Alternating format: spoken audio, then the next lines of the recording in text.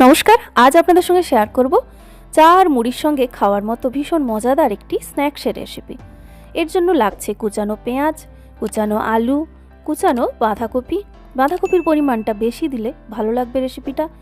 অল্প ক্যাপসিকাম কুচি, স্বাদ মতো কাঁচা লঙ্কা কুচি, বাড়িতে যদি স্প্রিং অনিয়ন কাঁচা পেঁয়াজ থাকে সেটাও কুচিয়ে দিয়ে দেবেন, আর ধনেপাতা কুচি দিয়ে দিলাম, স্বাদ মতো নুন দিয়ে দিচ্ছি, আর সাদা গোটা জিরে 1 চা চামচ মতো এখানে দিয়ে দিলাম।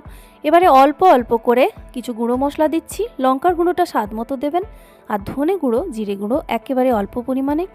1 থেকে 1.5 টেবিল চামচ সুজি দিয়ে দিলাম।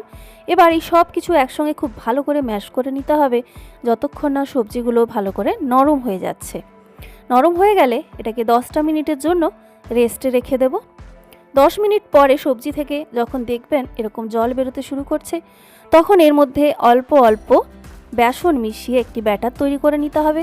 ব্যাটারটা যেন টাইট হয়, মানে বাইন্ডিং যেন ঠিকঠাক আসে, আবার অতিরিক্ত বেসন যেন না হয় সেটাও দেখতে হবে। ঠিক এরকম করে মাখিয়ে নিয়ে গ্যাসে কড়াই বসিয়ে ডিপ ফ্রাই করার মতো তেল গরম করে নিজের ইচ্ছে মতো সাইজে ভেজে নিন। আমি একসঙ্গে একটা পুরো কড়াই জুড়ে বড় পকোড়া বানাচ্ছি, তারপরে সেগুলো ভেঙে ভেঙে সার্ভ করব। তো মিডিয়াম ফ্লেমে 2 দিক গোল্ডেন কালার করে ফ্রাই করতে হবে, আর তেলটা বেশ ভালো করে গরম হলে তবেই পকোড়াটা দেবেন। আবার তোলার সময় ফ্লেমটাকে বাড়িয়ে দেবেন যাতে করে তেলটা কিছুটা কম উঠে আসে।